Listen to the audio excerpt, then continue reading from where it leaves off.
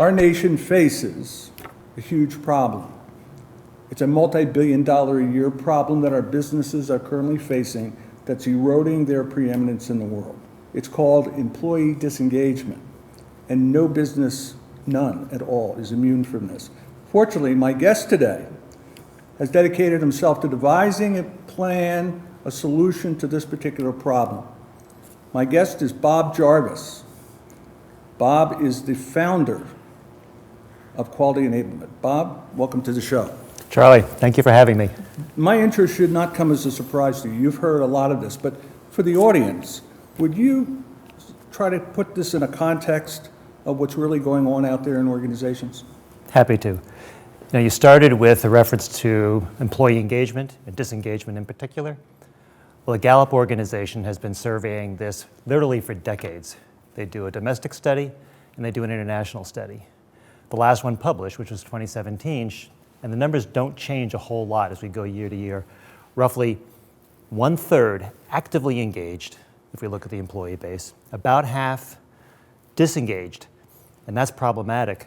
But the real problem is the 1/6, the 16% in the last survey, that's actively disengaged. You talked about the problem being worth billions. It's actually worse than that. By their estimation, the actively disengaged, the 1 out of 6, are costing somewhere between $480 billion or $600 billion in lost productivity every year. That's $500 billion or more due to the 1/6 who are actively disengaged. These are the ones who are so upset at work that they basically suck the energy out of the others because they're complaining all the time. I've heard a lot about that. So you seem to have a lot of passion about this. You seem to devote a lot of energy to it. I've heard you speak about it. So how did you get here? You just didn't wake up one morning and say, hey, I'm going to fix this problem. So give us a sense of your journey. Okay, so if we think about my journey, as you call it, it's sort of a play in 3 parts. The first part, post-college graduation, was the U.S. Air Force. And I spent 7 years flying mostly to Europe. Great experience. But went from there into corporate America. And my focus has been on quality with a kind of specialty area of process improvement for that whole career, through leading consulting organizations, heading up quality organizations within corporate America. I was chief quality officer when I was at Instinet, through to working with teams internally to fix their quality problems, as I said, with a focus on process. So what motivated you to jump on this particular issue? That's a good point. Sort of the end of that Act 3, or Act 2 rather, my corporate world was my semi-retirement, and I underlined the semi. Maureen will tell you that I really haven't retired yet, and she's correct. But you can, you lucky son of a gun. Yeah, but you're choosing to do this. I'm choosing not to, and I don't regret the decision. But what drove me to this was the last part of my pre-semi-retirement career at what was GSI Commerce and became eBay Enterprise after they purchased us. Okay. And for the 5+ years I was there, every single year on the employee engagement survey, the #1 complaint was, it's hard to get things done around here. And it was. And when I left, the first thought was, well, what am I going to do next? And Maureen and I took a sort of an assessment of where we are, and we decided I can now spend time giving back. I've had a very blessed career. I've been successful. And now it's time to really focus on giving back. And I do it in a number of ways, but one of them was solving this problem. That was important to me. You mentioned the Gallup survey as one bit of evidence. What other indications are there of the size of this issue? Well, it's kind of fascinating. The Gallup survey does focus on a piece of it, but when I was as I said, after I left and I did this assessment of what do I want to do next, I started doing some research. And it was really pretty humbling to me because I said, I was a process guy, still am a process guy, but process is only part of the solution. It's people, process, tools, that kind of covers everything in the corporate workspace. But then there's also other pieces. There's metrics, which are important. It's corporate agility. It's management style, which is really key. In order to make that happen, I put together a framework that would allow organizations then to kind of understand where they are. And what does that framework look like? I think we have a graphic, don't we? Yeah, I think we do have a graphic for this. So explain this to us, Bob. So as I said, we have those 6 dimensions that I mentioned. It's the people, process, tools, agility, management style, and metrics. Each of those have subject areas. It allows me to dig in deeper into each of those dimensions and figure out what the real issues are. And then subject areas have within business value, because as a business executive, I didn't really want to start doing something unless I knew there was a business ROI. So I had to define business value for each of those, and the numbers are huge. And then within each of those subject areas, there's discussion points, and they're the heart of the interviews, the conversations that I have with my clients. And somebody really wise along the way said to me, his name is Charlie Timmons, you might know him, that I needed to include a QE score. And that allows me to present in an objective way the subject information that comes out of the assessments, and that's important. One of the things that you mentioned to me previously, you gave me an example of how this lack of engagement can hurt a company. And you mentioned a company I'm very aware of called Kodak. Could you share that story with us? Sure. Kodak's an interesting study. They're a sort of a counterexample to the corporate agility or lack of corporate agility. So a little bit, everybody's heard about Kodak. I suspect you were like me. Our first cameras were Kodak cameras. That's right? the first one I had, yeah. And we rolled Kodak film into our cameras for decades. Well, interesting story about them. Kodak in 1986 was a $16 billion a year company. They had 2/3 of the global market share in film and film processing, and they still had some cameras, but that was not their main thrust. 16 years later, in 2012, they declared bankruptcy. I remember. The following year, 2013, their revenue was $1.5 billion.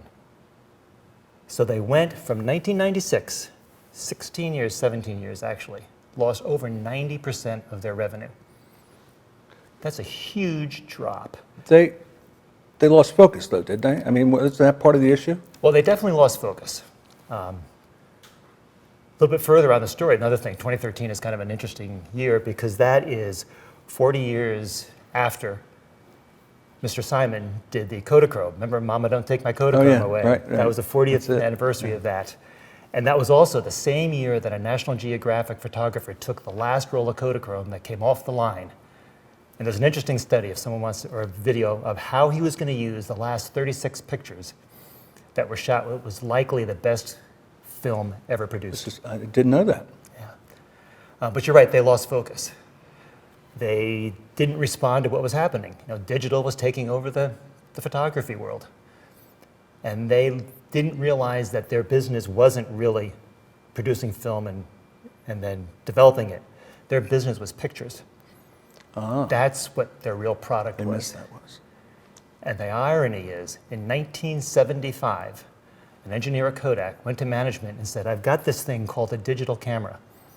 It was grainy, it was low resolution. I had to write the data to a cassette tape.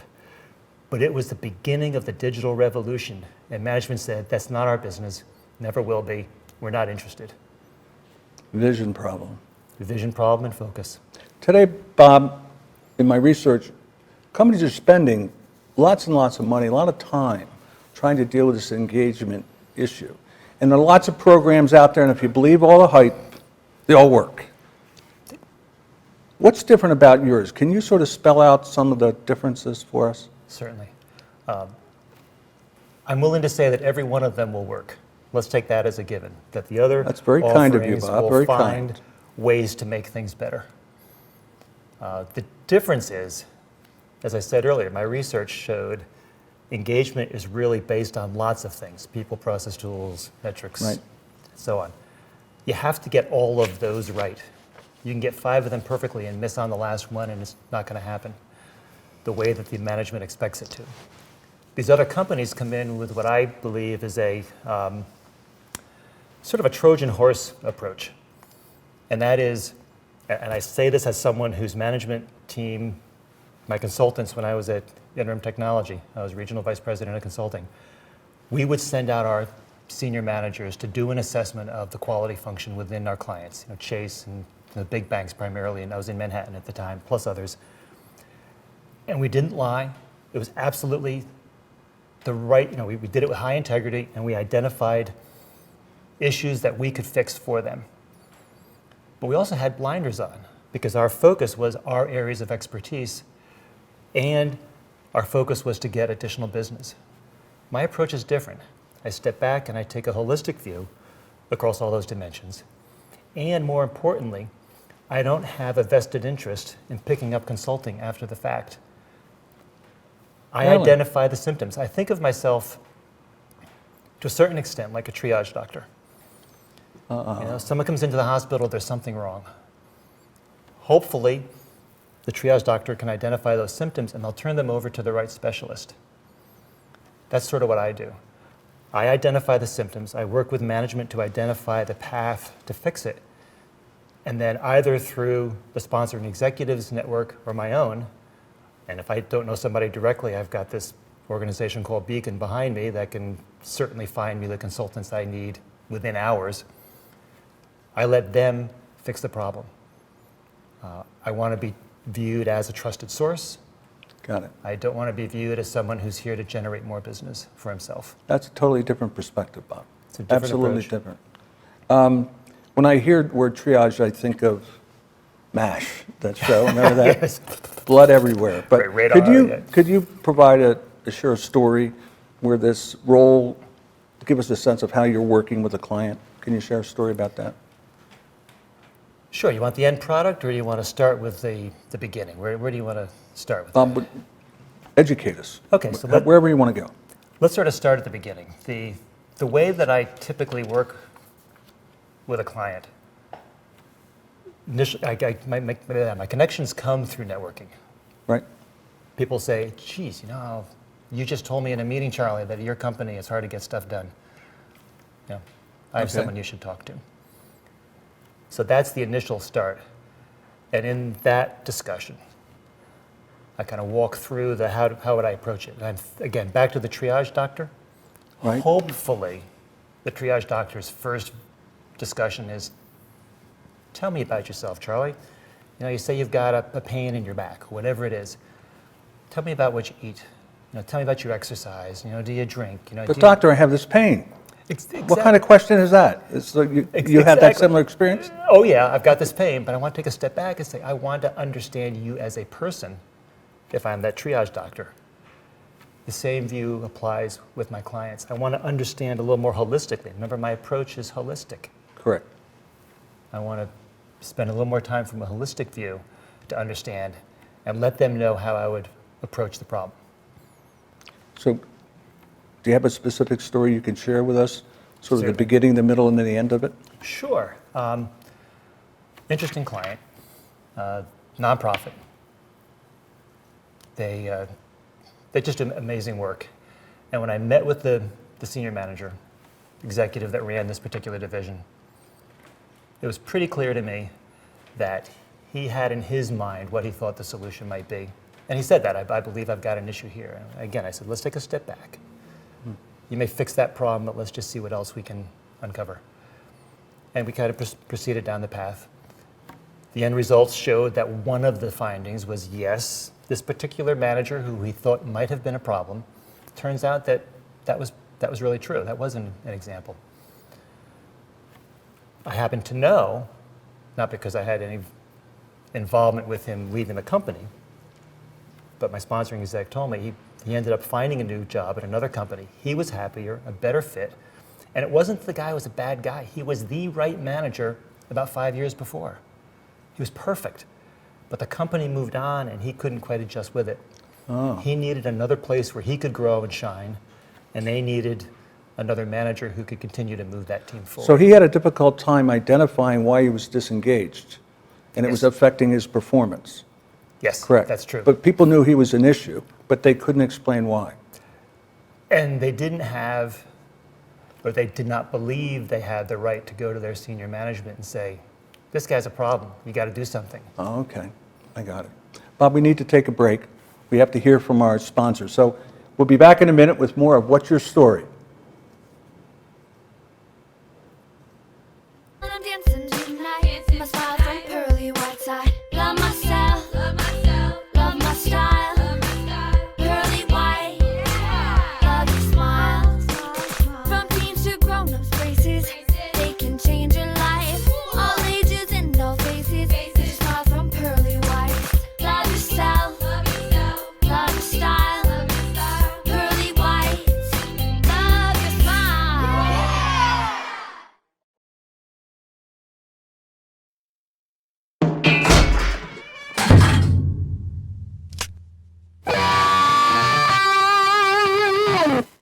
independent living for seniors age 62 and over, People Inc. offers safe, maintenance-free apartments across Western New York.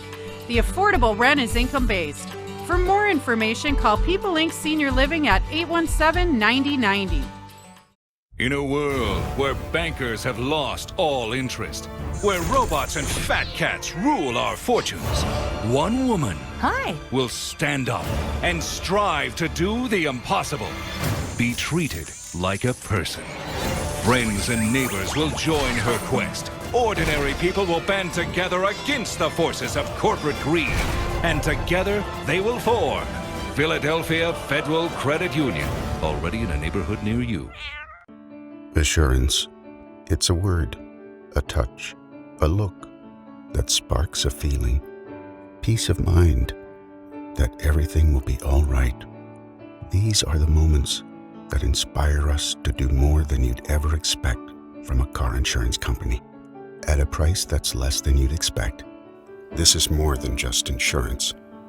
This is Plymouth Rock Assurance. Visit us at PlymouthRock.com.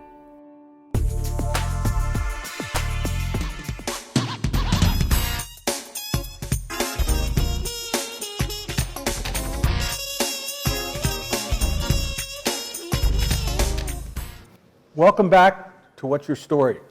Today our guest is Bob Jarvis, founder of Quality Enablement.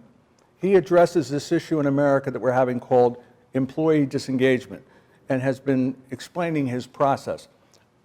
Bob, it seems to me that not every client company is an appropriate candidate for what you do. So how do you pick your clients? Because you want to meet with success. You want to get them to success, but they may not be ready, they may not have the right people. How do you go about selecting them? It's interesting. So selection, as I said earlier before the break, is that through networking, I get referred to my clients. So now you're in front of them, but how do you know they're good for you? Exactly. That's why I start with that holistic, let me understand your company a little bit more, we have a conversation. We have to get to the point, and I've heard you said this many times, and many of us in Beacon do. We have to know, like, and trust somebody before we're going to really have the hard conversations, the difficult conversations. So the initial conversations with my potential client are exactly that. We get to know each other. They get a sense for what it is that I do, why I do it, and how I do it. But the real deal is we have to ask them a hard question. As you said, some of them may not be ready. So that comes out in the tell me about your exercise program, Charlie, and the things I talked about earlier. The same thing with a company. If they just went through a merger and they're still going through the turmoil of that, it's probably not the right time because they have other things to focus on. There are other things that may come up in that conversation where it's probably not the right time yet, in which case I put a little tickler in my file that says contact them back in the future, and we sort of come to an agreement. But most of them fall to the wayside because of one question that I ask, and I need to have some credibility with them before I ask it. Remember I said one of the dimensions was management style. Right. If we got their management style. Their management style. Okay. If we get everything else right, they've got the right process, the right tools, they hire the terrific staff, their metrics really put them in the right direction, they've got good organizational ability, and the executive or the manager who runs that department is a real problem, makes people not want to come to work, belittles people in the workplace, has a contentious relationship with the staff, that management style can override the other 5 being done magnificently. So the question I ask them is, Mr. Executive or Ms. Executive, if my assessment shows that your management style is a significant inhibitor to your staff's ability to deliver, are you willing to make the change? And you don't have to answer this right now because you may not want to. But you have to answer it before we move forward, because if the answer is no, it would do more damage to you and your company if we continued the process, you did the assessment, and everybody knows that management style, and they'll kind of know it was yours that they're talking about, was identified as a key inhibitor. That will hurt you more than the assessment could possibly help you. So how far are you into the discovery process with this potential client before you pop that question? Because that's a high trust question. It's a high trust question. Sometimes the first meeting, no later than the second. Okay. Because Our times are valuable. That's true. That's true. And if they're not going to change, then it can't be effective. Correct. Because again, the people in the middle, the people that work there are looking to leaders. Are they buying into this? Exactly. And you're really getting to give you the ultimate answer to this. So give me an idea what an engagement looks like when they sign on the dotted line, say, Bob, let's get started. Yeah, this What's is the that fun look part. like? Yeah, now the fun begins, right?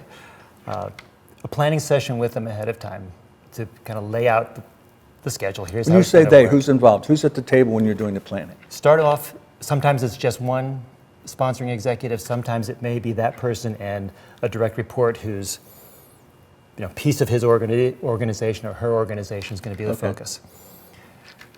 Let me take a step forward, then I'll come back a bit.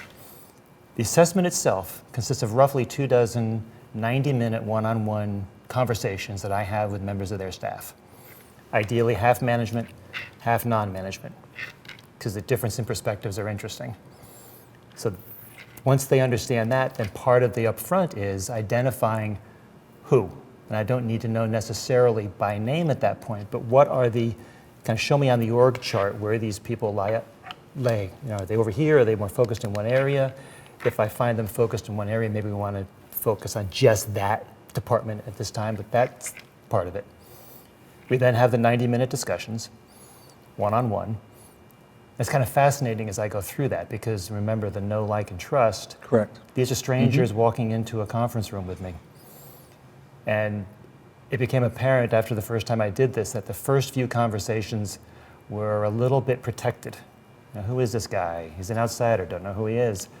And as in this particular case, I did 5 assessments a day, Monday through Friday. It was a very intense week, but did it in a week. Well, come Tuesday morning, people seemed a little more open. And come Wednesday, Thursday, Friday, they were telling me everything.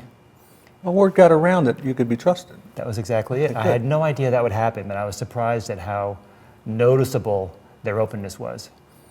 So I really valued, towards the end of the week, I was a little more confident that I was getting the full story. So we go through the assessments. I then go through a process to create the QE scores and the deck that I share with everybody. And one of the points, or two of the points I make during the interview process, one is no attribution by name, no matter what you say, unless you explicitly give me permission to do so. And everybody sees the same results. The sponsoring executive, and I'll meet with him or her, initially kind of go through the results. They have the right to kind of fine tune the words I use because my vernacular may not have been appropriate. They don't change the data results. That's sacrosanct. We then have a meeting typically with the management team, which may be those who are interviewed plus others who weren't, but the executive wants this whole management team to understand because this is going to affect some of their planning processes. And I walk them through the results. And it's usually like a 3 or 4 hour workshop. Walk through the results, have discussions, and then I ask them 3 questions at the end, and they have to, based on what they learned, what are their first, second, and third priorities of things to change? Everybody gets that. And I also ask them, what were the 5 things that surprised you with the results, and what were the 5 specific results that you expected? So that, grouped at the subject, remember we had dimension, and then subject areas at the subject area level. So you're putting in all this effort before any pencil hits the paper about a plan. That's correct. This is all pre-work to get ready. So they know where they are now, and they get it all out on the table, and they know what they're working with. And that's the process I take them through. And then I do the same thing with the staff, same exercise. Got it. Then aggregate the top priorities, most surprised, most expected, back to the sponsoring executive again. Go through that, and now we do the planning process. Based on what we know, where do you want to start within your organization? And do you know someone who can help you? If not, as I said, I can help you find someone. You mentioned before that sometimes you're not doing the implementation or the execution of whatever plan you come up with. All the Can time. you talk a little bit more about that? Is there reluctance on your part? Is it because you're good at what you do? So what? Yeah, that's a good question. So there's multiple aspects to the answer. One is, remember, I don't want a Trojan horse assessment. I want to just deliver. What is a Trojan horse assessment? Well, I don't want to leave them a gift of my assessment and then expect to get follow-on business. Oh, okay. I want to be that, again, back to the triage doctor. If I'm the triage doctor, I may not be the one who's going to do the surgery on your back because your back is sore. I've got a specialist for that. All right, I see. So I don't want that. A lot of integrity in what you're saying. Well, thank you. But I mean, that's it. That's- I mean, a lot of people would see a dollar, a follow-on dollar to a project and grab it. But what you're basically saying is you don't want to go there. You want the right person that you can go out and source to them working on the solution. Exactly. Okay, I would good. rather, what's most important to me, and remember I'm in the semi-retirement phase, so what's most important to me is that my clients get the best results they can get. And even if it's in my wheelhouse, let's assume it's a process issue. Now, it's a Six Sigma Master Black Belt. I understand process. But I can still find somebody better than I to solve their problem. And that's more important to me. And I've got other things I'm doing with my life. Got it. Who's inspired you? Because this didn't come from nowhere. So who has either inspired you or is currently inspiring you? Back in the day, when I was first getting into process, W. Edwards Deming was Okay. my hero. I liked what he read, and in particular, what he said he had 12 principles. Principle number 12 was, he referred to it as pride of workmanship. And there are two aspects to it. One is the individual, the worker, and the other is management and the engineers. And his whole concept was, and it fits my why so much, I believe every single person has a right to go to work, do something they enjoy, leave at the end of the day with a sense of accomplishment, knowing they've done something that's valuable to their company and something that was meaningful to themselves. And every manager, every company deserves to get the best ROI, return on individual, to use Dave Bookbinder's term, from their staff. Got it. And that's what I'm there to enable, is better results for the employee, better ROI for management. We come full circle because in the beginning, you started out with reference to this. We have to end this discussion. There's more we should talk about, but this is the time of the show where you get to look into the camera and speak directly to the audience, give them suggestions, make an offer. Bob, my gift, take it. Thank you, Charlie. So to those in the audience, here's what I would say. If you're a manager, do you really believe today that you are getting the best return on investment or return on the individual from your staff? If you're a staff person, do you look forward to going to work every day, knowing that you're going to be able to do what you really like to do and leave feeling good at the end of the day, a sense of accomplishment? If the answer to either position is no, then we should talk. How would they get in touch with you? By email, they can go to my website, qualityenablement.com, and to send me a note that way. Probably the best thing to do is to send me an email. And I'm not sure is... What's the email address? Okay, it's bob@qualityenablement.com. That's easy enough. Easy Bob enough. at qualityenablement.com. Send me that email, and I'd love to have that conversation. It's not a sales pitch. It's a discovery. If we discover that there's something, great. If not, then I've had an opportunity to meet somebody new and expand my network, and maybe I can help in some other ways. That's Bob, my I want to thank you for coming on the show. This is very Charlie. enlightening. Thank you, and Charlie. I promise you, every week, an authentic guest who gives you insights and ideas that you can put into practice this weekend. So again, for What's Your Story, I'm Charlie Timmons. Have a great weekend, and we'll see you next week.